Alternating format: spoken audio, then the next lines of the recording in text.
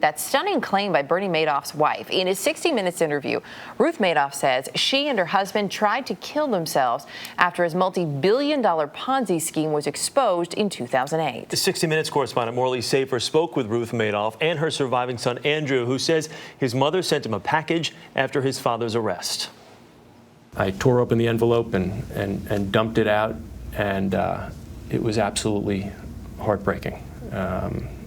These were pieces of jewelry that I recognized, things that I had seen my mother wearing over the years, and I couldn't understand how she could do this. I mean, what were they thinking? And it wasn't until 3 years later that I had a chance to ask her, "What were you thinking when you sent me that jewelry? I don't understand." And she told me that she and my father planned to kill themselves. And they put together that package beforehand and sent it out. Did they try to kill themselves? Yes, they did.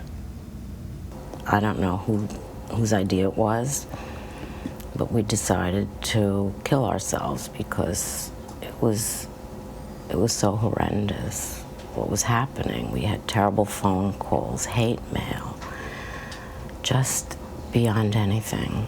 And I said, I just can't go on anymore. That's when I packed up some things to send to my sons and my grandchildren. I had some lovely antique things and things that I thought they might want. I mailed them. It was Christmas Eve. That added to the whole depression. We took pills and woke up the next day. What did you take? I think Ambien. How many? I don't even remember. I took what we had. He took more. Did you leave notes? No. It was very impulsive, and I'm glad we woke up.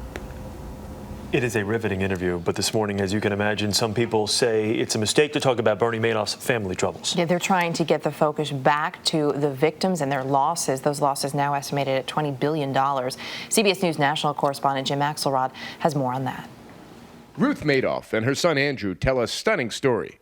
But for many victims of Bernard Madoff's fraudulent crimes, it's a tale they don't care to hear. You know, it doesn't really bother me that the Madoffs are making a fool of the country once again.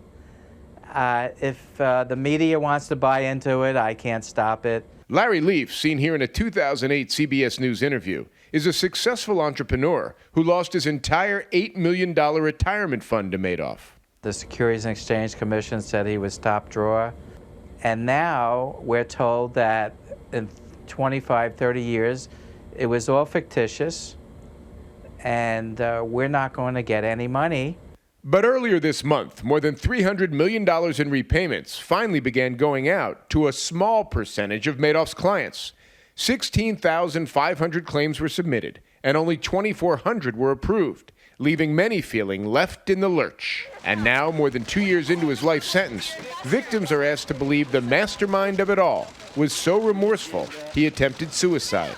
Personally, having spoken to Bernie for a long time, he's not really the type to commit suicide, but I understand that they would have thought about it, that they might have even impulsively thought deeply about it. And while Madoff's remaining family members have not been prosecuted, they're still dealing with the repercussions of his crimes.